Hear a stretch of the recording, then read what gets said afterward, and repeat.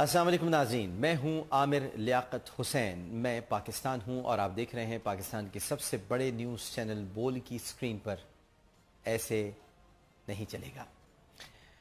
ناظرین محترم، کلبھوشن یادیو ایک معمہ ہے، نہ سمجھنے کا نہ سمجھانے کا، ایک سوال ہے جو حل ہو کے ہی نہیں دے رہا، ایک ایسی سزا ہے جو پاکستانی قوم کو روز مل رہی ہے کہ کلبھوشن یادیو کے ساتھ کیا ہوگا۔ کلبھوشن یادیو کے معاملے کو مس ہینڈل کیا گیا۔ کلبھوشن یادیو کے معاملے کو جب بھارت عالمی عدالت انصاف میں لے کر گیا تو پاکستان کو اول تو اس مقدمے میں فریق بننا ہی نہیں چاہیے تھا، کیونکہ کامن ویلتھ کے جو رکن ممالک ہوتے ہیں وہ اپنے تنازعات باہمی طور پر حل کرتے ہیں، لیکن پاکستان اس میں فریق بنا اور اس نے مقدمے میں اپنے دلائل پیش کیے۔ یہ الگ بات ہے کہ دلائل مضبوط تھے یا نہیں تھے، بہرحال فیصلہ یہ آیا جس کو ہم عبوری فیصلہ کہتے ہیں، اور اس عبوری فیصلے کے مطابق کلبھوشن یادیو کی پھانسی کی سزا عالمی عدالت انصاف نے ٹال دی ہے۔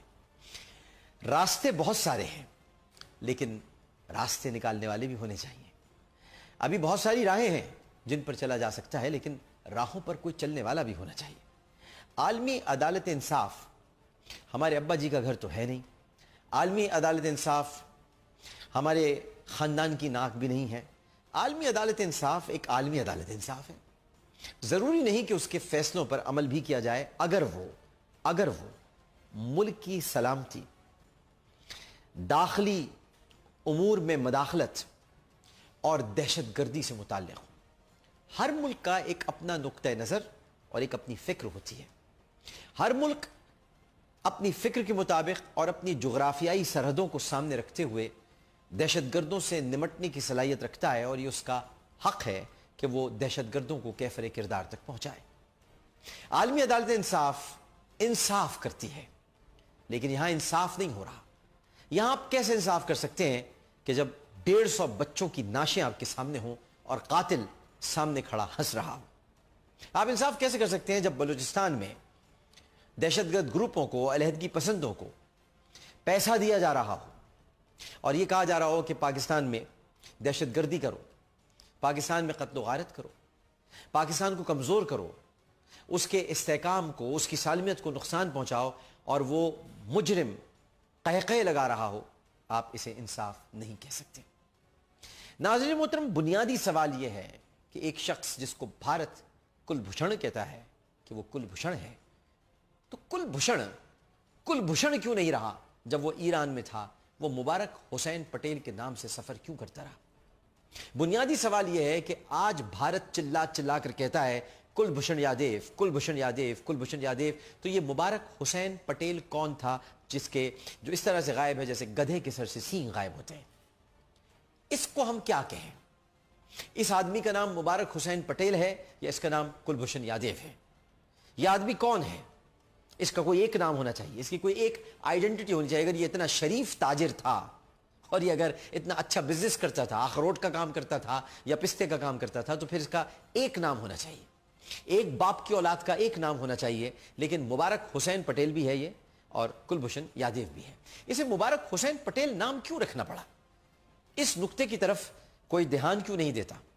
اور پھر کیا ضرورت تھی کہ ہم 5 لاکھ گریٹ برٹن پاؤنڈز خرچ کر کے فریق بنتے اور دفاع جو کہ بھارت کرنے پہنچا ہے، ہم اپنے دلائل وہاں پر پیش کرتے بھارت کے دفاع کو رد کرنے کے لیے؟ بھارت کی مرضی بھارت جائے، بھارت کا جہاں جی چاہے واویلا جا کے بچائے۔ دہشت گرد ہے، کلبھوشن یادیو ایک دہشت گرد ہے۔ کلبھوشن یادیو ایک بھارتی فوج کا حاضر آفیسر ہے۔ کلبھوشن یادیو نے ہمارے ملک میں قتل و غارت کرانے کی کوشش کی اور سینکڑوں لاشوں کو گروایا۔ کلبھوشن یادیو کو لٹکنا ضروری ہے، اس کا لٹکایا جانا قوم کی آواز ہے، قوم کی ڈیمانڈ ہے۔ اب اس پر سیاست شروع ہونے والی ہے، اور سیاست یہ ہوگی ناظرین محترم، ادب کے ساتھ عرض کروں گا، آج سے اس کی آوازیں آنی شروع ہو گئی ہیں، اور آوازیں یہ ہیں، کشمیر کا مسئلہ بہت اہم مسئلہ ہے، پاکستان میں پانی کا مسئلہ بہت اہم مسئلہ ہے۔ انڈس واٹر ٹریٹی اس پر ہمیں بات کرنی پڑے گی. کشمیریوں کے حق خود ارادیت کے لیے ہمیں آواز اٹھانی پڑے گی. اور اگر اس کے لیے ایک کلبھوشن یادیو کو چھوڑنا بھی پڑے تو کیا حرج ہے؟ بڑے مسئلوں کو دیکھنا پڑتا ہے, بڑے مسئلوں کو حل کرنے کی کوشش کی جاتی ہے. اگر کلبھوشن یادیو چھوٹ بھی جاتا ہے تو کیا ہوگا؟ یہ آوازیں آہستہ آہستہ جو سرگوشیاں تھیں اب آوازوں میں بدلی ہیں. کچھ دنوں کے بعد یہ چیخ بن جائیں گی اور پھر یہ جلسہ عام میں گونجتی ہوئی نظر آئیں گی کہ ہم نے اس ملک کے لیے کتنا بڑا کام کیا کہ ہم بھارت کو دوبارہ مذاکرات کی میز پر لے آئے. ایک کلبھوشن کو چھوڑنے کے بدلے ہم نے ہزاروں کشمیریوں کے خون کا بدلہ لے لیا اور بھارت کو مذاکرات کی میز پر لے آئے, جس کا نتیجہ تب بھی کچھ نہیں نکلنا ہے. پوری قوم کو ناظرین محترم کلبھوشن کے معاملے میں بے وقوف بنایا گیا, لیکن پوری قوم صرف ایک بات جانتی ہے اور صرف ایک بات پر نظر رکھتی ہے اور صرف ایک منظر دیکھنا چاہتی ہے. ایک پھندا, ایک کالا نقاب, ایک کلبھوشن یادیو, اس کا خوفزدہ چہرہ اور اس پھندے پر لٹکتی ہوئی تڑپتی ہوئی اس دہشت گرد درندے کی ناش. تب جا کر کہیں ٹھنڈک پڑے گی ان ماؤں کے کلیجے میں جن کے 150 بچے آرمی پبلک اسکول میں شہید ہو گئے. تب جا کے ٹھنڈک پڑے گی بقول جنرل قمر باجوہ کے 29,000 فوجیوں کے گھر والوں کے سینے میں جن کو قتل کیا گیا, شہادت کے درجے پر فائز کیا گیا. تب جا کر کہیں وہ سویلینز, وہ نمازی, وہ پرہیزگار, وہ میلاد کے جلوسوں میں, وہ مدرسوں میں, وہ مسجدوں میں, وہ بلوچستان کے مزدور جنہیں ایک لائن میں کھڑا کر کے گولیوں سے اڑا دیا جاتا تھا پہلے, اور ابھی 9 سندھی مزدوروں کو قتل کیا گیا برہمداغ بگٹی اور حیر بیار مری جیسے وطن فروش, ضمیر فروش اور غداروں کے کہنے پر. تب کہیں جا کر سکون ملے گا. ہم کلبھوشن کی موت چاہتے ہیں, ہم راجناتھ کی باتیں سننا نہیں چاہتے. راجناتھ, آپ ہمیں دھمکیاں مت دیجیے. پاکستانی قوم جب خود سے دھمکیوں کا جواب دینے آتی ہے تو اپنی فوج کے شانہ بشانہ کھڑی ہوتی ہے, اور ہم فوج کے شانہ بشانہ کھڑے ہیں. ہر سپاہی اپنی فوج کا ساتھ دینے کے لیے تیار ہے. ہم آپ کی ان دھمکیوں کو خاطر میں نہیں لاتے جو آپ ہمیں دے رہے ہیں. کلبھوشن یادو کو بنانے کے لیے ہم کو جہاں تک جانا پڑے گا وہاں تک جائیں گے. اسی سے میں نے یہ بھی الیکھ کیا تھا کہ انٹرنیشنل کورٹ آف جسٹس میں بھی جانا پڑے گا تو وہاں بھی جائیں گے. کلبھوشن یادو کو بچانے کے لیے جس حد تک جانا ہوگا اس حد تک ہم جائیں گے. یہ حد کچھ بھی ہو سکتی ہے. میں نے بس اتنا ہی کہہ دیا, اب اس کو جس روپ میں ایلیبریٹ کرنا ہو کریں. اگر آپ اپنی حد میں رہیں تو بہتر ہے, اگر آپ اپنی اوقات میں رہیں تو بہتر ہے. اگر آپ اپنی حد سے تجاوز نہ کریں تو آپ کے لیے بہت اچھا رہے گا. آپ اس لکشمن ریکھا کو سیتا کی طرح پار کرنے کی کوشش نہ کریں کہ جس کے بعد سیتا دیوی کو راون اٹھا کے لے گیا تھا. راون تو یہاں اب کلیوگ میں موجود نہیں ہے, لیکن پاکستان اٹھا کے لے جائے گا آپ کو. لہٰذا اپنی حدود, اپنی قیود, اپنی اوقات اور اپنی بساط کا خیال رکھیے. اور کلبھوشن یادیو کی جو بساط آپ نے شطرنج کی بچھائی ہوئی ہے اس میں آپ کی حیثیت ایک پیادے سے زیادہ کی نہیں ہے. لہٰذا اپنی اوقات کے مطابق ایک گھر چلیے.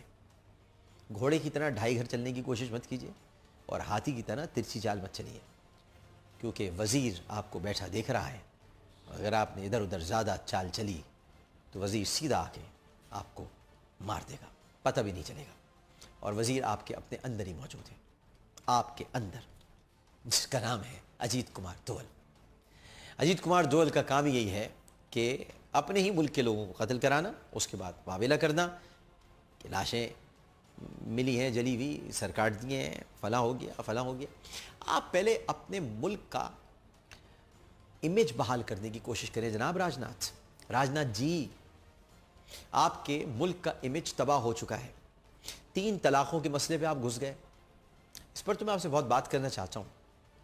اگر آپ کو ہمارے ہاں مسلم پرسنل لا, جو ہمارا پتہ نہیں کون سا ایک بورڈ ہے وہاں پہ, پرسنل لا بورڈ, لیکن اگر آپ کو 3 طلاقوں کے معاملے پر بات کرنے کا اتنا شوق ہے, مسلمانوں کی جو فقہی معاملات ہیں اور مسلمانوں کے جو شرعی معاملات ہیں ان میں آپ کو گھسنے کا اتنا شوق ہے, تو برائے کرم ہمیں بھی اجازت دیجیے، اگر آپ کہتے ہیں کہ 3 طلاقیں اسی طرح ہوتی ہیں جس طرح آپ چاہتے ہیں، تو پھر آپ کے ہندو سماج میں اور آپ کی رامائن کی کہانیوں میں یا مہا بھارت میں یا اور جو دیگر کہانیاں تھیں، ان کہانیوں کے مطابق تو پھر دروپدی کے بھی 7 شوہر تھے۔ تو پھر ہمیں بھی اس بات کی اجازت دیں کہ ہم یہاں پاکستان کی سپریم کورٹ میں یہ کیس دائر کریں کہ ہندو تہذیب کو زندہ رکھتے ہوئے ایک عورت کے 7 شوہر ہونے چاہیے، کیونکہ دروپدی کے 7 شوہر تھے، 7 بھائی تھے اور 7 شوہر ہونے چاہیے۔ کیا آپ کس کی اجازت دیں گے؟ تو پھر آپ کو بھی حق نہیں ہے کہ پاکستان کے اسلام کے کسی بھی اصول پر انگلی اٹھانے کا۔ مسلمانوں کا اپنا حق ہے، وہ طلاق کے حق کو کس طرح استعمال کرتے ہیں۔ فقہی اختلاف ہمارے درمیان موجود ہے، آپ اس فقہی اختلاف کو بنیاد بناتے ہوئے اپنی سپریم کورٹ کے ذریعے مختلف قسم کے فیصلے صادر نہ کریں، کیونکہ آپ ایک انتہا پسند ملک پوری دنیا میں ثابت ہو چکے ہیں۔ خود آپ کا اینکر آپ سے یہی کہہ رہا ہے۔ آپ کو نہیں لگتا ہے کہ جس طریقے سے تمام 3 طلاق، اس کے پہلے گو رکشا، یہ جو باتیں لگاتار اٹھتی ہیں، اور بی جے پی کی چھوی ایک ہندو وادی سنگٹھن کی رہی ہے، ادھر تھوڑا سا کٹرتا کیا زیادہ بڑھی ہے ہندوتو کو لے کر؟ بھارتیہ جنتا پارٹی کی چھوی برابر ایک راشٹروادی سنگٹھن کی رہی ہے، راشٹروادی راجنیتک پارٹی۔ نہیں، آپ کو نہیں لگتا کہ وہ راشٹروادی سے آگے بڑھ کر وہ ہندوتوادی کی طرف چیزیں جا رہی ہیں؟ نہیں دیکھیں، ہندوتوادی اور کون وادی وہ سب بنے، ہندو میں یہ میجارٹی ہے، اس سچائی کو کوئی نکار نہیں سکتا۔ ہم بھی ہندو ہیں، یہ کہنے مجھے گورو کی انوبھوتی ہوتی ہے۔ لیکن بھارتی جنتا پارٹی کا جہاں تک پرشن ہے، جاتی پنتھ اتوا مذہب کے آدھار پر بنی ہوئی راجنیتک پارٹی نہیں ہے، یہ ایک راشٹروادی راجنیتک پارٹی ہے، یہ راشٹر کی سیوا کے لیے راجنیتک پارٹی بنی ہے۔ نہیں، لیکن جب اس طریقے کی گھٹنائیں ہوتی ہیں، چونکہ آپ کافی جو گھٹنائیں کیول ہم ہی لوگوں کے شاسن کال میں ہوئی ہیں، اس سے بڑی بڑی گھٹنائیں جو ہے دوسرے راجنیتک پارٹیوں کے شاسن کال میں نہیں ہوئی ہیں۔ راجناتھ جی، بھارتیہ جنتا پارٹی کی ماتا کا نام ہے راشٹریہ سویم سیوک سنگھ۔ راشٹریہ سویم سیوک سنگھ وہ تنظیم ہے جس میں گوڈسے شامل تھا اور جس نے موہن داس کرم چند گاندھی کو قتل کیا تھا۔ راشٹریہ سویم سیوک سنگھ ہندوتوا نظریے پر یقین رکھتی ہے، اور راشٹریہ سویم سیوک سنگھ بھارت میں ہندوازم کو فروغ دینے کے لیے کوشاں ہے۔ لہٰذا آپ یہ نہ کہیں کہ یہ کوئی سماجی پارٹی ہے جس کا نام بھاجپا ہے۔ بھارتیہ جنتا پارٹی ایک کیچڑ کو صاف پانی ثابت کرنے کی کوشش کرنا آنکھوں میں دھول جھونکنے کے مترادف ہے۔ آپ آنکھوں میں دھول نہ جھونکیں، کیونکہ آنکھوں میں آپ دھول نہیں جھونک سکتے۔ یہ ایک گندا پانی ہے، ایک بدبودار جوہر ہے جس سے تعفن اٹھ رہا ہے، اور اس کا نام ہے بھاجپا، بھارتیہ جنتا پارٹی۔ اور یہ سنگھ پریوار ہے۔ سنگھ پریوار ان تنظیموں کے گٹھ جوڑ کو کہتے ہیں کہ جس میں انتہا پسند تنظیمیں شامل ہوتی ہیں، جن میں Bharatiya Janata Party, Rashtriya Swayamsevak Sangh, Vishwa Hindu Parishad, Bajrang Dal, RSS، Shiv Sena جیسی انتہا پسند، جنونی اور درندہ صفت تنظیمیں شامل ہیں جو مسلمانوں کو بھارت میں رہنے نہیں دینا چاہتی۔ تو آپ کا یہ کلیم، آپ کا یہ دعویٰ، آپ کا یہ کہنا، آپ کا یہ چلانا، آپ کا یہ زور دینا کہ یہ ایک سماجی پارٹی ہے، ایک سیاسی پارٹی ہے اور ہندوستان کے اندر تبدیلی لانے کے لیے آئی ہے، اور پھر آپ نے اس کے بعد یہ کہا کہ کیا اس سے پہلے کے راجیوں میں یہ سب کچھ نہیں ہوتا تھا جو آپ الزام لگا رہے ہیں بھارتیہ جنتا پارٹی پر۔ راجناتھ جی، میرا خیال ہے کہ آپ کو تاریخ پڑھنے کی اشد ضرورت ہے، کیونکہ راشٹریہ سویم سیوک سنگھ کو 90 برس ہو چکے ہیں، اور بہت سے لوگ تو کہتے ہیں کہ 100 برس اس کی عمر ہو چکی ہے، اور اگر 100 برس کی عمر دیکھی جائے تو اس کا مطلب یہ ہے کہ یہ کب سے کام کر رہی ہے، یعنی یہ تحریک آزادی کے دوران بھی کام کر رہی تھی، اور یہ کس لیے کام کر رہی تھی یہ ہمیں سمجھ نہیں آتا ہے، لیکن کہا یہ جاتا ہے کہ بھگت سنگھ بھی راشٹریہ سویم سیوک سنگھ کا حصہ تھا، اور اس کے بعد جو تحریکیں چلتی رہیں اس میں راشٹریہ سویم سیوک سنگھ نے مذہب کی بنیاد پر اور ہندوتوا نظریہ کیا ہے؟ ہندوتوا نظریہ یہ ہے کہ ہندوستان ہندوؤں کا ہے، جبکہ ہندو کوئی مذہب نہیں ہے۔ راجناتھ جی، ہندو مذہب نہیں ہے۔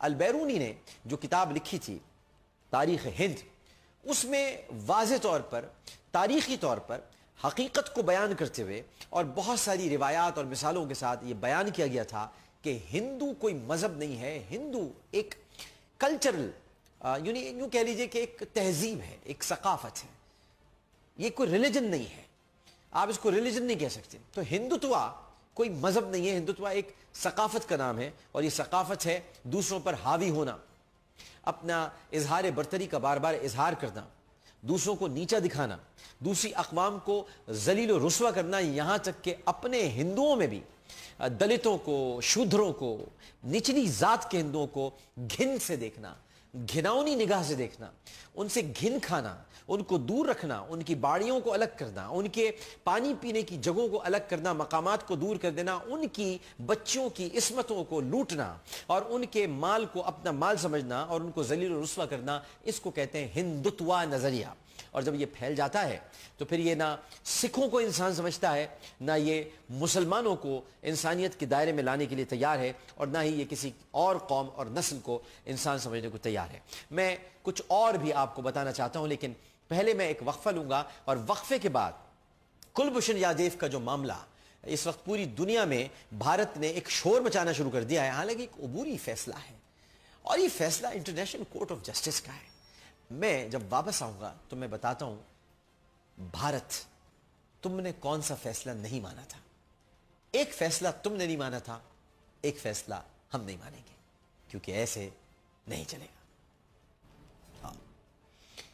خوش آمدید ناظرین محترم. تھوڑی دیر کے لیے کلبھوشن یادیو کا جو معاملہ ہے یا اس کا جو ایشو ہے اس کو چلیے ہم ایک طرف رکھ دیتے ہیں، اور ایک طرف رکھنے کے بعد ہم ماضی اور حال کو دیکھتے ہیں، مستقبل کو چھوڑیے. ماضی اور حال کو ہم سامنے رکھتے ہیں، اور جو ہمارے سیاسی عمائدین ہیں اور جو اس وقت حکومت میں ہیں اور جن کی وجہ سے عالمی عدالت انصاف میں جناب خاور قریشی صاحب نے 5 لاکھ پاؤنڈز لے کر مقدمہ لڑا، مجھے صرف ایک بات پوچھنی تھی اور جان کی امان پاتے ہوئے یہ پوچھنے کی جرت کر رہا ہوں، بلکہ جسارت کر رہا ہوں. مجھے یہ بتائیے، یہ جو عالمی عدالت انصاف ہے، ویانا کنونشن ہے، جنیوا کنونشن ہے، پہلے مجھے یہ بتائیے، اور شاید کسی کا دھیان اس طرف نہیں گیا ہو، سوال کر رہا ہوں اور سیاسی رہنماؤں سے ملتمس ہوں کہ اس سوال کو اٹھائیں. میں کوئی بہت بڑا تجزیہ نگار نہیں ہوں، لیکن کبھی کبھی سامنے کی بات بھی نگاہوں سے اوجھل ہو جاتی ہے، لیکن اگر آپ اس سامنے کی بات کو یاد رکھیں تو بہت سارے سوالات کے جوابات دینے والوں کو دینے پڑیں گے. سوال یہ ہے کہ بھارتی وزیر اعظم یا پردھان منتری نریندر مودی نے چند برس قبل اپنے دورے بنگلہ دیش کے موقع پر، بہت توجہ سے سنیے گا، دورے بنگلہ دیش کے موقع پر ڈھاکہ میں اعلانیہ اعتراف کیا تھا کہ اقوام متحدہ کے رکن اور آزاد خود مختار ملک پاکستان کو 2 لخت کرنے میں بھارت نے اپنا کردار ادا کیا. اس میں کوئی اضافہ میں نہیں کر رہا، یہ مودی کے اپنے الفاظ ہیں کہ پاکستان کو 2 لخت کرنے میں بھارت نے اس وقت اپنا کردار ادا کیا. تو میں سوال یہ کرنا چاہتا ہوں کہ بھارت نے اس وقت ویانا کنونشن کی کیا دھجیاں نہیں بکھیری تھی، جس کا اعتراف خود بھارت نے کیا ہے؟ بھارت نے بحیثیت ایک ملک سیاست میں اپنا ایک بڑا گھناؤنا کردار ادا نہیں کیا تھا؟ مودی کا یہ اعتراف کیا بھارت کا اعتراف جرم نہیں ہے؟ ہے نا؟ بھارت نے اعتراف جرم کیا نا کہ اس نے پاکستان کو 2 لخت کیا. تو عالمی عدالت انصاف چنے بیچ کے سو رہی ہے کیا؟ یا عالمی عدالت انصاف کی ساری بکریاں بک گئی ہیں جس کے بعد چرواہے آرام سے سو رہے ہیں؟ کیونکہ مودی نے اعتراف کیا ہے.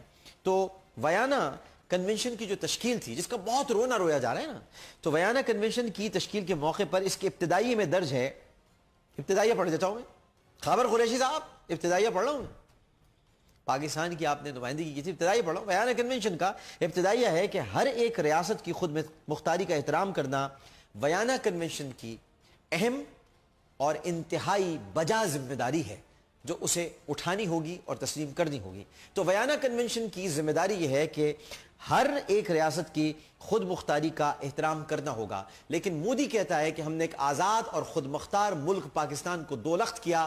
ویانا کنونشن کی خلاف ورزی مودی نے کی، مودی نے نہیں کی, اندرا گاندھی نے کی. مودی نے اعتراف کیا, بھارت نے اعتراف کیا, بھارت نے جرم کا اعتراف کر لیا اور جو کام کرنا تھا وہ کر دکھایا. اب کام ہم نے کر دکھانا ہے, ہم بھی کر لیں گے بعد میں اعتراف.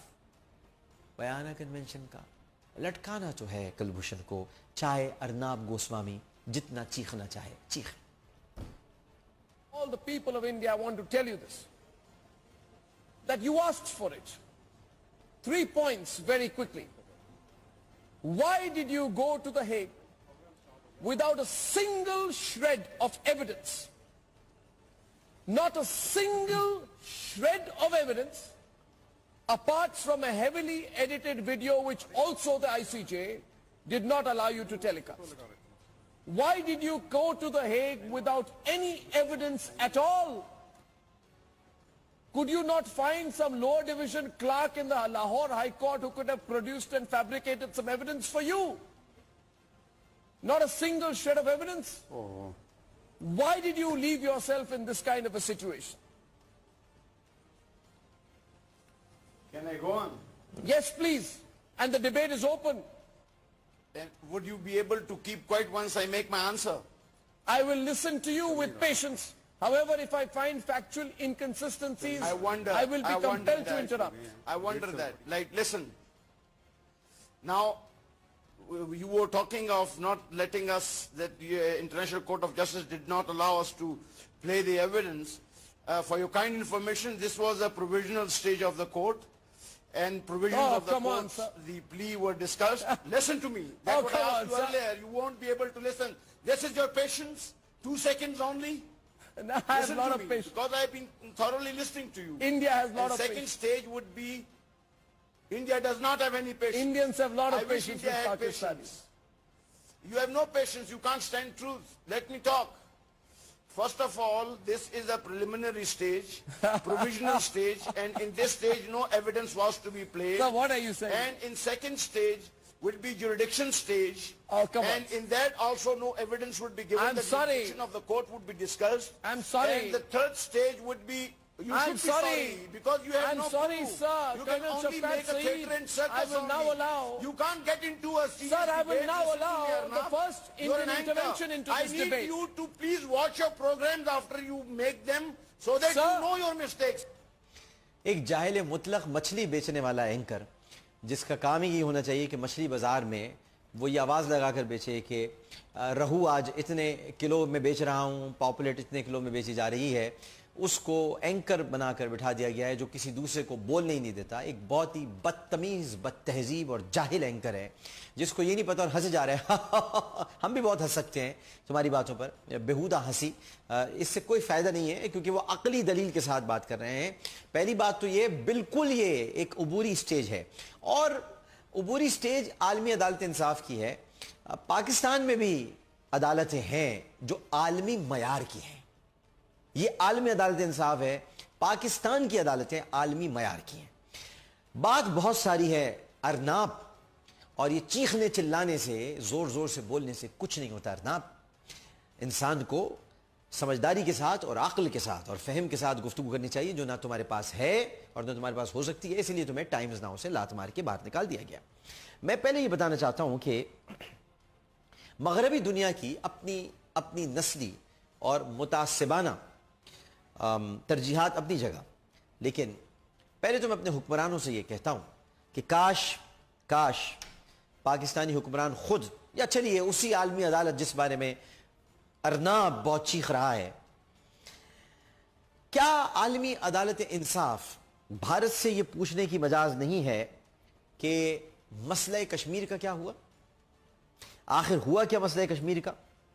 کیا ہمارے پاکستانی حکمراں اور ہمارے جو دوست ہیں جن کو ہم اپنا دوست کہتے ہیں, وہ دوست جن کے ساتھ ہم دوستی نبھاتے ہیں, یہ میں اس ہمسائے کی بات نہیں کر رہا جو میرا دوست ہے, جو میرے ملک کا دوست ہے جس کا نام چائنا ہے, جو ایران ہے, افغانستان کی میں اس وقت بات نہیں کروں گا, وہ اس وقت بھارت کے زیر اثر ہے. لیکن کیا یہ عالمی عدالت انصاف میں اس مسئلے کو لے جانے پر بھارت کو راغب نہیں کر سکتے وہ دوست جس کا نام امریکہ ہے؟ دوست کیسے کہہ دوں تمہیں دوست, لیکن کیا تم بھارت کو عالمی عدالت انصاف لے جانے پر راغب نہیں کر سکتے. یہ تو اقوام متحدہ کی سلامتی کونسل میں موجود ہے, سیکیورٹی کونسل میں مسئلہ موجود ہے. عالمی عدالت انصاف اس کیس کو سن ہی نہیں سکتی, یہ بھارت کا موقف ہے. تو بھائی کلبھوشن یادیو کا معاملہ بھی پاکستانی قوم کی عدالت میں زیر سماعت ہے, عالمی عدالت انصاف اس کو سن ہی نہیں سکتی. پاکستانی قوم کی جو عدالت ہے اس میں کلبھوشن یادیو کا مقدمہ زیر سماعت نہیں ہے بلکہ فیصلہ سنایا جا چکا ہے, اور پاکستانی قوم کا فیصلہ یہ ہے کہ کلبھوشن یادیو کو لٹکایا جائے, ہینگ ٹل ڈیتھ. اس لیے عالمی عدالت انصاف کی یہ جورسڈکشن نہیں ہے کہ وہ اس کیس کی سماعت کرے. ہنسنے سے اور جس کو کہا جاتا ہے کہ بلا وجہ کی مستی خوریاں کرنے سے, اس سے مسئلہ حل نہیں ہوتا. اب تو جھیپو گیا, انگور کھٹے ہیں بیٹا. ہے تو کلبھوشن ہمارے پاس ہی نا, عالمی عدالت انصاف کو دیا تو نہیں نا, ہینڈ اوور تو نہیں کیا ہم نے, ہے ہمارے پاس. عالمی عدالت انصاف کیسے لے لی ہم سے؟ کلبھوشن رہتا تو یہیں ہے, مقید ہے یہیں پر. بھارت میں ہمت ہے تو آ کے چھڑا کے لے جائے. عالمی عدالت انصاف کا فیصلہ اپنی جگہ جو بعد میں آئے گا, ابھی تو نہیں آیا تفصیلی فیصلہ, بعد میں آئے گا.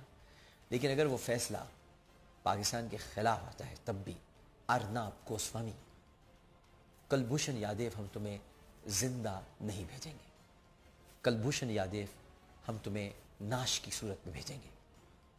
تم کوٹلہ اسٹیڈیم میں یا کوٹھاری اسٹیڈیم میں یا بھارت کے کسی بھی, ممبئی کے اس اسٹیڈیم میں جہاں پر تم نے بال ٹھاکرے کی چتا کو اگنی لگائی تھی, وہیں پر کلبھوشن کی چتا کو بھی اگنی لگا دینا, اور ہمارا شکریہ ادا کرنا ایک پتر لکھ کر کہ ہم نے ایک ایسے ناکام, ناکارہ, نامراد آدمی کو پھانسی پہ چڑھایا جس نے بھارت کے سارے راز پاکستان میں اگل دی. آئندہ کوئی جاسوس بھیجنا تو ایسا بھیجنا کہ جو پکڑا نہ جائے, کیونکہ یہ پکڑا گیا. تمہارا دوسرا کلپ دکھاتے ہیں کیونکہ تم کسی کو بولنے کا موقع تو دیتے نہیں ہو, چیختے ہو, چنگھاڑتے ہو اور سمجھتے ہو کہ تم کوئی بہت بڑے دیش پریمی ہو اور بھارت واسی ہو. بھارت میں بہت سارے لوگ ہیں جو تم سے نفرت کرتے ہیں, اور کرنی بھی چاہیے. اسی کہ تم جیسے لوگ حق اور حقیقت کو چھپا کر صرف اور صرف ایک مذموم ایجنڈے کی تکمیل کے لیے اپنے شوز کو آگے بڑھاتے ہیں, نکالے جاتے ہیں, پھر اس کے بعد اپنے ہی چینل کو کہتے ہیں کہ وہ مجھے قتل کروانا چاہتا ہے. ذرا سنتے ہیں تمہاری دوبارہ چیخ و پکار, ہنسنا, چیخنا, چلانا, دوسرے کو بولنے کا موقع نہیں دینا, دوسرے کا موقف نہیں سننا, کیونکہ اگر وہ موقف تم سن لو گے تو تم ذلیل و رسوا ہو جاؤ گے. آرنا I would request you to watch the Please program listen in a to me recorded now. version as well. You could not listen to me for 10 seconds. This Sir, is your I state listen of, to you. My logic eyes are open and my ears are listening. You don't But have eyes. Sir, I want You to have tell you. eyes, but you can't see. You Sir, have ears, but you can't hear. Sir, I can see, hear can't- and you- listen. you see But and you I don't will see. not, You hear and you don't hear. I will not let a single untruth go unquestioned, Colonel Saeed. I have a lot of respect What for you. untruth? But you If must want me allow to me. speak, I You will must give allow you me an to opinion, counter you. which is And not my yours, my which is limited going to hurt assertion you, at this which point is going is to this. embarrass you. Sir, my I'm not limited going to point. play My music limited to your point. ears. Sir, do you think I want to We are not embarrass- embarrassed. You have got a bloody nose. Do you think I like to see you embarrassed? Do you think ever? I am not embarrassed. Do you you think don't know ever- how to talk. You don't do you know how think- to sir, conduct do you a- think You ever- can't even listen and debate. Sir, Colonel Saeed, let me ask one Indian to Please respond. watch Pakistani channels so you learn how to conduct a program. Certainly. The You day would you learn become, that how the day- anchor has to remain patient Yes. to listen to the participants' argument. Yes, I thankfully India is still a democracy. Now I want KC Singh to respond. on I that. know your type of democracy, I want KC Singh to in respond. which nobody else had ever come. Can I One get family, GD one Bakshi to system respond? only. Colonel Saeed صاحب تمہیں صحیح سمجھا رہے تھے. Pakistani anchors کو, ارے Pakistani anchor کو چھوڑو, مجھ سے ایک دفعہ بات کرو. چلو کب کرتے ہو, دن اور مقام تم تعین کرو. بیٹھو گے آمنے سامنے, بیٹھو گے, تیار ہو, سبزی بھاجی کھا کے آنا. میں تو بیٹھنے کو تیار ہوں, تم سبزی بھاجی اچھی طرح کھا کے آنا, اور ارناب گوسوامی تمہارے سارے کسبل نکال دوں گا میں. لیکن گفتگو سے تم تو کسی کو بولنے نہیں دیتے.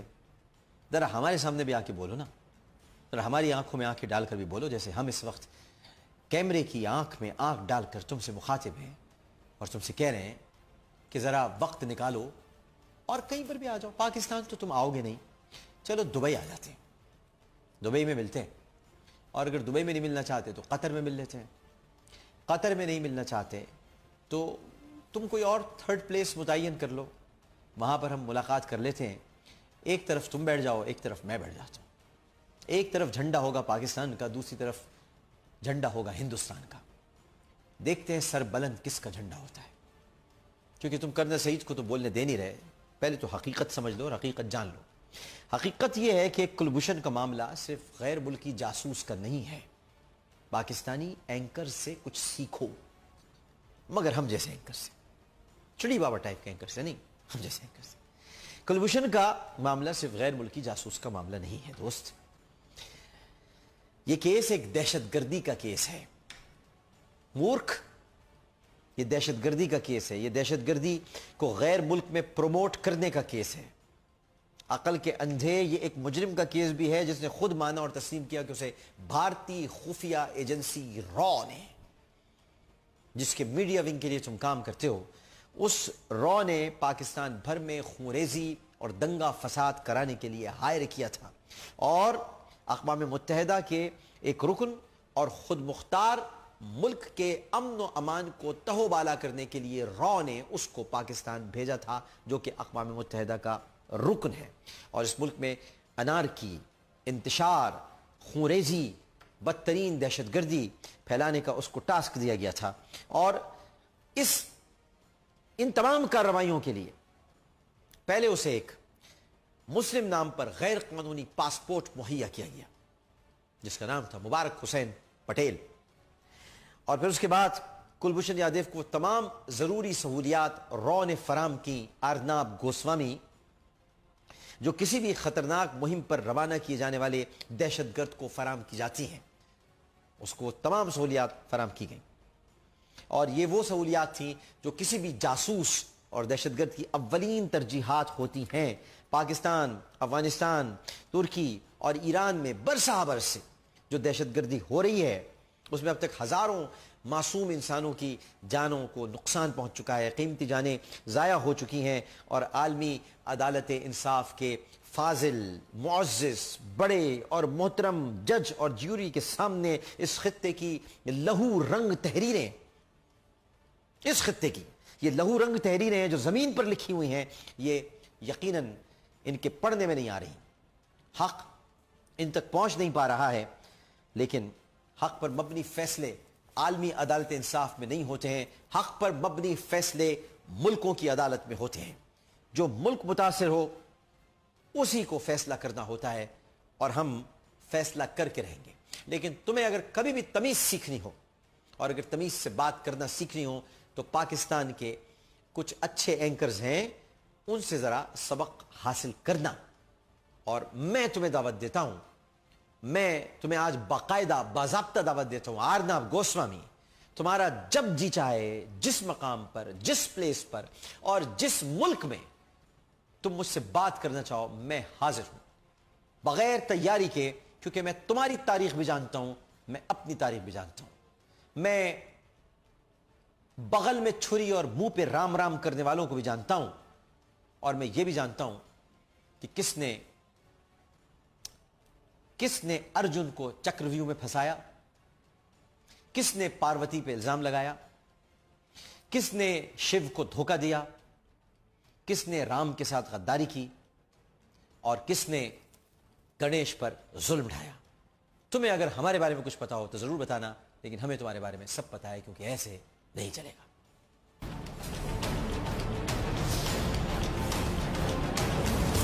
سے نہیں چلے گا.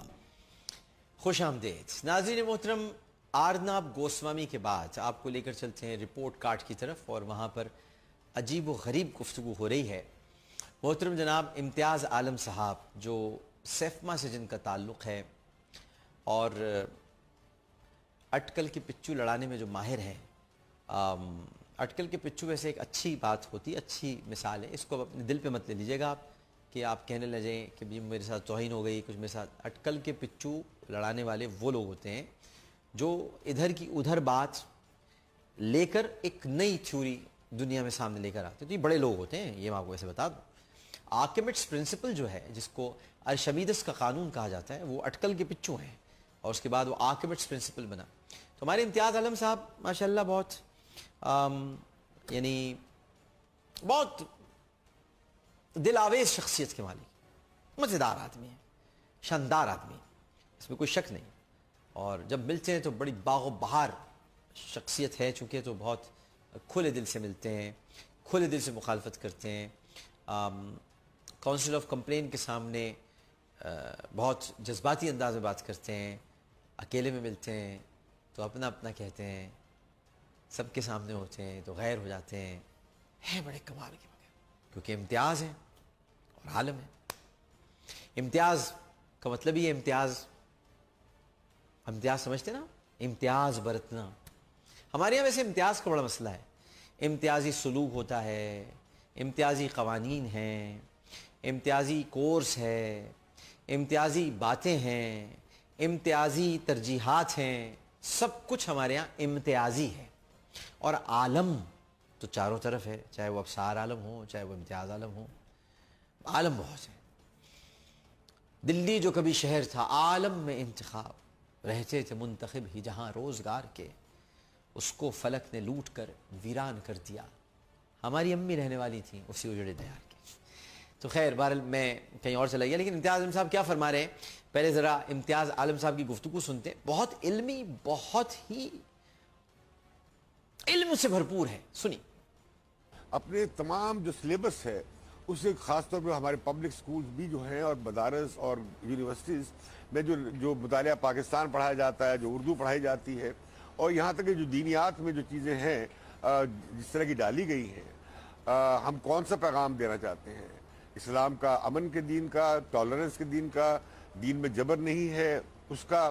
تو یہ ایک پورا سلیبس کا مغز جو ہے، ماخذ، وہ بدلنا پڑے گا. تیسرا یہ کہ ہمیں بتانا پڑے گا کہ علم کے ذریعہ صرف آسمانی کتابیں نہیں ہیں، وہ بہت اہم ہیں ہماری زندگی میں، بہت مقدس ہیں، لیکن سائنس ہے، سماجی علوم ہے، ہیومینٹیز ہے، اور انسانی زندگی کے ہزارہ سال کے تجربات کے نتیجے میں اخذ کردہ نتائج ہیں، اور ایک تہذیب ہے، عالمی اقدار ہیں، جمہوری اقدار ہیں.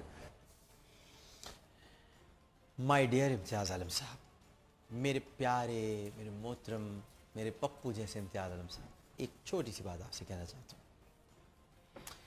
ہمارے نبی کریم صلی اللہ علیہ وآلہ وسلم، جن سے آپ بہت عقیدت اور محبت رکھتے ہیں کیونکہ آپ سید ہیں، آپ ماشاءاللہ، تو اور آپ کو رکھنی بھی چاہیے اور آپ رکھتے ہیں بقول آپ کے. تو اس میں ایک ان کی بڑی پیاری حدیث ہے، وہ میں آپ کو بتانا چاہتا ہوں. انا مدینۃ العلم وعلی بابھا، میں علم کا شہر ہوں اور دروازہ علی ہے. ٹھیک، بڑی سنہری حدیث ہے، بہت پیاری حدیث ہے. لیکن اب اس کی گہرائی میں جائیں. علم کا شہر، سٹی آف نالج. اچھا، سٹی پتہ ہے امتیاز عالم صاحب کیا ہوتی ہے؟ گاؤں، دیہات اور سٹی میں کیا فرق ہے؟ آپ بہتر مجھ سے جانتے ہیں. سٹی کا مطلب یہ ہوتا ہے جہاں پر ضرورت کی ہر چیز میسر ہو.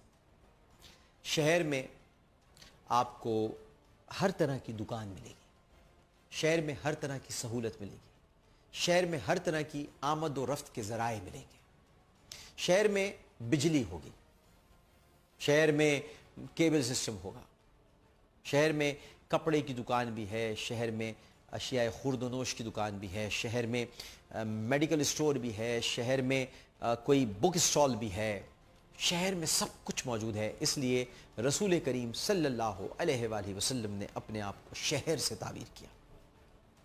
جناب امتیاز عالم صاحب، جن آسمانی صحیفوں پر آپ شک کا اظہار فرما رہے ہیں کہ سائنس بھی پڑھائی جائے، کچھ اور بھی پڑھایا جائے، انہی آسمانی صحیفوں میں ہے کہ ہم نے تمہیں خون کی پھٹکی سے پیدا کیا، سنے ہوئے گارے سے بنایا، اس پر پوری سائنس کھڑی ہوئی ہے. جس آسمانی صحیفے کو آپ کہہ رہے ہیں اس میں سائنس نہیں ہے، اس میں ہے کہ ہم نے تمہیں پانی سے پیدا کیا، اور آج سائنس یہ بتاتی ہے کہ water is the main source of life. جس آسمانی صحیفے پر آپ یہ فرما رہے ہیں کہ سائنس بھی پڑھائی جائے, اس میں پوری سائنس موجود ہے, اس میں میتھمیٹکس موجود ہے جناب پوری, اس میں اخلاقیات موجود ہیں جو آپ کہتے ہیں. ایتھیکل ویلیوز جتنی قرآن میں ہیں, دنیا کی ساری کتابیں اگر لا کر جمع کر دی جائیں, ایتھیکل ویلیو کا ایک نقطہ بھی اس قرآن مجید کی آیت کے برابر نہیں ہو سکتا. اتنی ایتھیکل ویلیوز ہیں قرآن پاک کے اندر. اسی قرآن کے اندر معاہدہ کرنا سکھایا ہے, اسی قرآن کے اندر صلح جوئی سکھائی ہے, اسی قرآن میں درگزر کرنا سکھایا ہے, اسی قرآن میں بات چیت کرنے کا سلیقہ سکھایا ہے. لقد کان لکم فی رسول اللہ اسوۃ حسنہ. نبی کریم سے بہتر صلی اللہ علیہ وسلم کس کا اسوہ حسنہ ہو سکتا ہے؟ علم کی ساری باتیں ہیں. اے نبی, یہ تم سے چاند کے متعلق پوچھتے ہیں, اللہ کے رسول نے چاند کی پوری تحقیق بتا دی کہ چاند تو دنوں کے گننے اور گھٹنے کا اور ہے. چاند کی تاریخیں ہوتی ہیں جن کو قمری تاریخیں کہتے ہیں, شمسی تاریخوں کا ذکر ہے, قمری تاریخوں کا ذکر ہے. کس علم کی بات کرتے ہیں؟ اوج ثریا کا اہتمام ہے. دریا کے سینے چیر دیے ہیں قرآن نے, سمندر کے گریباں چاک کیے ہیں, اور اس طرح کہ حق کا بول بالا ہوا ہے اور باطل کا منہ کالا ہوا ہے. علم ہی علم ہے قرآن میں. قرآن وہ علم ہے جو والفجر کی تنویر جہاں تاب کا نام ہے. قرآن تو واللیل کی خوشبو میں بسائی ہوئی شام ہے. قاب قوسین کی منزل یہی سر کرتا ہے, ایک لمحے میں یہ صدیوں کا سفر کرتا ہے. قرآن سے بہتر علم اور کہاں ہوگا؟ اور یہ سارے انبیاء کرام علیہ السلام بہترین ڈاکٹرز تھے, بہترین طبیب تھے, بہترین سائنسدان تھے, بہترین عالم دین تھے, بہترین دنیاوی علم رکھنے والے تھے. ان کے تو لعاب دہن کو سائنس کی روشنی میں اگر لیبارٹری میں پرکھا جاتا تو اس سے بہترین اوائنٹمنٹ اور مرہم نہیں ہو سکتا تھا جو نبی کریم صلی اللہ علیہ وسلم کا لعاب دہن تھا. آپ کی آنکھوں میں درد ہوگا نا امتیاز علم صاحب, آپ لاکھ دوائیاں استعمال کرتے رہیں, لیکن اگر نبی کریم صلی اللہ علیہ وسلم کا لعاب دہن آپ کی آنکھ پہ لگ جائے تو درد رفع ہوتا رہے گا. اگر سانپ کاٹ لے تو آپ لاکھ دوائیاں استعمال کر لیں, لیکن صرف ایک لعاب دہن چاہیے کہ آپ کی سانپ کے کانٹے کا زہر جاتا رہے گا. اور یہ لعاب دہن تو وہ لعاب دہن ہے جو اگر کنویں میں بھی گرا دیا جائے, کھارے کنویں میں, تو وہ بھی میٹھا ہو جاتا ہے. یہ پوری سائنس ہے. جس ذات اقدس پر کتاب اتاری گئی قلب اتھر پر, وہ قلب اتھر کیا ہوگا اور وہ کتاب کیا ہوگی. لیکن آپ نے تو کہا آسمانی صحیفے بھی ٹھیک ہیں لیکن سائنس بھی پڑھائی جائے. نہیں سر, ہم یہاں سے بھی پڑھ لیتے ہیں, اور یہیں سے ہمیں پڑھنے کا سلیقہ, طریقہ, ادب, احترام سب ملا ہے. اور آپ پریشان نہ ہو, سائنس پڑھنے والے سائنس بھی پڑھ رہے ہیں, کیونکہ سائنس کے راستے بھی یہیں سے نکلتے ہیں. معراج ہے کیا, ذرا کوشش کیجئے گا پڑھنے کی. والنجم اذا هوى ما ضل صاحبكم وما غوى وما ينطق عن الهوى ان هو الا وحي يوحى علمه شديد القوى. ذرا پڑھیے گا اس کو. سبحان الذي اسرى بعبده ليلا من المسجد الحرام الى المسجد الاقصى الذي باركنا حوله لنريه. تو یہ جب آپ سب پڑھیں گے تو آپ کو پتہ چلے گا کہ سائنس کیا ہے, قرآن کیا ہے, علم کیا ہے. اور یہ جو امتیازی سلوک ہے, اس امتیازی سلوک کو میں کیا کہوں, لیکن یہ لبرلز کا بنایا ہوا ہے, آپ لوگوں کا بنایا ہوا ہے. انگلش میڈیم اور اردو میڈیم آپ لوگوں نے تیار کیے ہیں. امتیازی سلوک آپ لوگوں کا ہے, کیونکہ یہ میں نہیں کہہ رہا, یہ بات اسی پروگرام میں حفیظ اللہ نیازی صاحب کہہ رہے ہیں. دیکھیے گا ان کا بیانیہ تھا کیا. دیکھیں ہم ہر طرح کی بھانت کی بولتی بولتے ہیں, ہم اس جگہ سے قریب سے گزر جاتے ہیں. پاکستان کا بیانیہ تھا وہی جو بانیان پاکستان نے ہمیں دیا, وہی جو قرارداد مقاصد کے اندر انہوں نے رکھ کے ہمارے سامنے پیش کر دیا. انہوں نے جنہیں پاکستان بنایا تھا وہی قرارداد مقاصد دے کے گئے.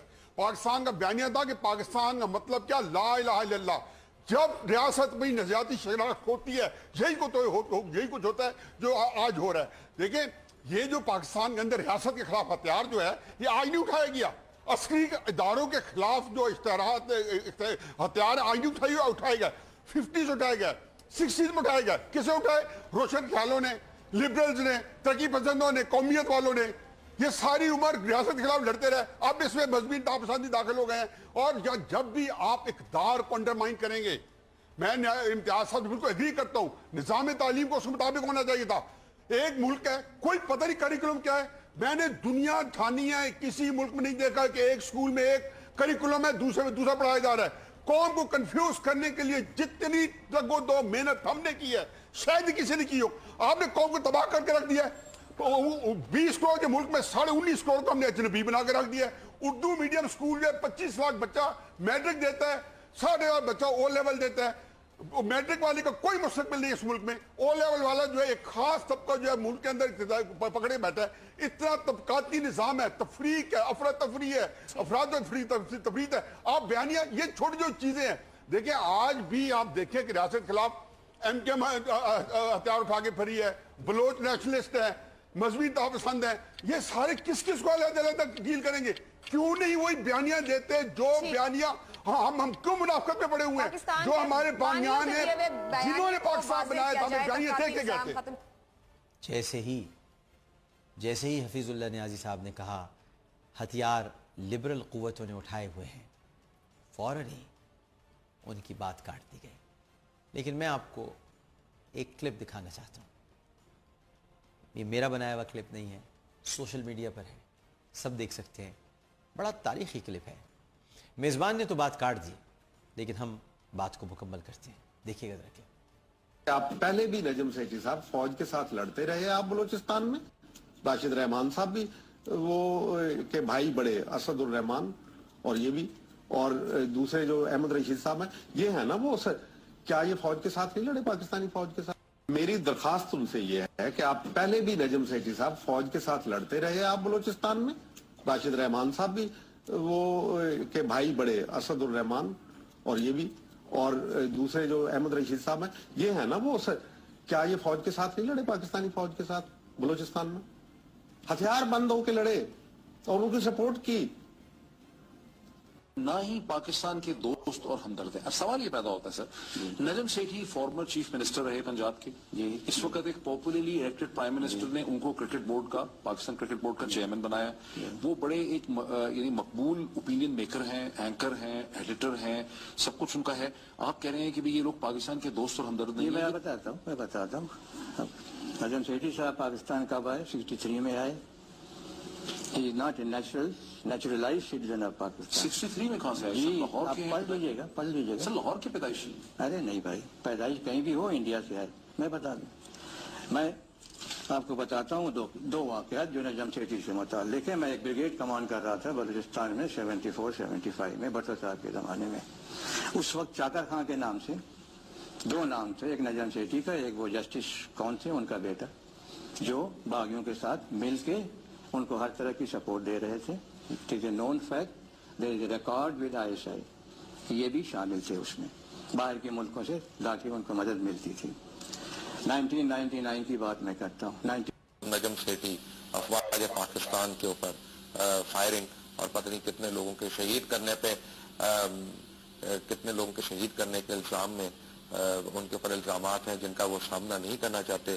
یہ 1974 کی بات میں کر رہا ہوں جب وہ بلوچستان انسرجنسی میں انڈین را کو کے سامنے یعنی خود بحیثیت مجاہد پاکستانی افواج سے لڑتے رہے ہیں. یہ ہمارے ملک کا حال ہے. ہمارے اندر کی کالی بھیڑوں کو ہم نے خود نکال دیا. 2 جواب. میں انور صاحب کی اس بات سے اتفاق نہیں کرتا کہ تمام کا تمام میڈیا جو ہے وہ عدلیہ اور فوج کے خلاف بے بنیاد پروپیگنڈا کرنے میں ملوث ہے. ہاں میرا خیال جس طرف انور صاحب کا اشارہ ہے وہ واقعی تشویشناک رجحان ہے. ابھی کل ہی میں ایک چینل پر اسی طرح کے ایک تجزیہ نگار کی گفتگو سن رہا تھا جن کے بارے میں کہا جاتا ہے کہ وہ ہر مہینے امریکہ تشریف لے جاتے اور واپس آ کر پھر وہ اس انداز میں واپس کی بات شروع کرتے. اور بدقسمتی سے ان کے پروگرام کا وقت بھی ایسا ہے جس وقت وہ یعنی خطاب کر رہے ہوتے ہیں تو ان کو خود پتہ نہیں ہوتا کہ وہ کیا کہہ رہے ہیں. اسی ترنگ کے عالم میں وہ ایک ایسا خوفناک نقشہ پاکستان کے لیے گزشتہ روز کھینچ رہے تھے جس میں انتہائی بے رحمانہ انداز میں وہ فوج کو اور عدلیہ کو ایک ہی لاٹھی سے ہانک رہے تھے اور فرما رہے تھے یعنی وہ قرار دے رہے تھے کہ یہ دونوں قومی سلامتی کے ادارے یہ ایک سازش میں شریک ہے. یہ ایک یعنی اس کھوج میں لگے ہوئے ہیں کہ کسی طرح جمہوریت کا جو بستر بوریا ہے وہ لپیٹ دیا جائے. یہ دونوں ادارے جمہوریت کش بھی ہیں. نہ جانے یہ لوگ کیا چاہتے ہیں. یہ لوگ پاکستانیوں کو اور پاکستان کو کس صورت سے ڈرانا چاہتے ہیں. जाते हैं। कोई इनसे पूछने वाला नहीं कि हजूर वाला अगर खुदा न खास्ता इस तरह की सूरत हाल जो आप डिपिक्ट कर रहे हैं पैदा हो जाती है मुल्क में, तो आपने तो अमेरिका चले जाना है या हिंदुस्तान चले जाना है। इसका मुकाबला कौन करेगा? कौम को इस मुश्किल से कौन निकालेगा? फौज ही निकालेगी ना, या अदलिया जो पूरी कौम था या नहीं। लेकिन बहरहाल इस्लाम असलम के उस बलूचिस्तान लिबरेशन आर्मी के साथ इनके बड़े गहरे ताल्लुकात कहे जाते हैं। नजम सेठी उस बगावत में गिरफ्तार भी हुआ, पाकिस्तान आर्मी ने और आईएसआई ने उसको पकड़ा और 8 महीने सॉलिटरी कन्फाइनमेंट में भी रहा। इसको सजाए मौत होनी थी, उस वक्त सजाए मौत दे दी जाती। जनरल ज़िया का दौर आ गया और जनरल ज़िया ने एक एमनेस्टी के लिए, एक मुफाहमत करने के लिए बलोचों से सारे बलोच रिहा किए, तो उसमें ये बदबख्त भी कहीं बचकर निकल गया। अगर उस वक्त इसको फांसी दे दी जाती तो मुल्क में बड़े फितने खत्म हो जाते। ये नोन, जैसे हमने कहा, सिक्का बंद, इसके हाथों पे पाकिस्तान का खून लगा हुआ है। ये पाकिस्तान पर हमले करता रहा है, ये बीएलए के साथ मिलकर पाकिस्तान बलूचिस्तान तोड़ने की साजिशें करता रहा है। और अब जिस तरह पहले बीएलए मार्क्सिस्ट हुआ करती थी, ये लोग कॉमरेड्स हुआ करते थे, इन्होंने लंदन कॉमरेड ग्रुप बनाया था, अब सारी बीएलए आज सीआईए की गोद में बैठी हुई है। ज़ैद हामिद साहब के कुछ जुमलों से मैं इत्तेफाक नहीं करता और मैं चिड़ी बाबा को ये बदबख्त वगैरह ये मैं नहीं कह सकता। ये सब ये बातें ऐसी हैं कि मैं एटलीस्ट इसको इंडोर्स नहीं कर सकता। ये ज़ैद हामिद साहब के अपने व्यूज़ हैं, चूँकि क्लिप का हिस्सा थे तो मैं इसलिए इससे लाताल्लुक़ी का ऐलान करता हूँ। वैसे भी लाताल्लुक़ी का ऐलान करना तो आजकल फ़ैशन है और किया जाता है, तो मैं इन जुमलों से लाताल्लुक़ी का ऐलान करता हूँ। इनसे मेरा कोई ताल्लुक़ नहीं है, लेकिन ये कुछ इफ़ेक्ट्स है जो आपको बताए गए। अली मोहम्मद ख़ान साहब यहाँ पर तशरीफ़ फरमा हैं और मैं एक सवाल से बहुत बेचैन हूँ, बहुत परेशान हूँ। ये कुलभूषण यादव का होगा क्या? एक तरफ से सदाएं ये आ रही हैं कि ये वापस चला जाएगा, चिड़ी बाबा भी यही कहते हैं, और दूसरी तरफ से ये सदा आती है कि नहीं, हम इसको जाने नहीं देंगे, फांसी पर लटकाया जाएगा। अब हम ज़रा अली मोहम्मद साहब से पूछ लेते हैं कि अली मोहम्मद क्या कहते हैं, क्योंकि ये कहते हैं मैंने कहा था ना।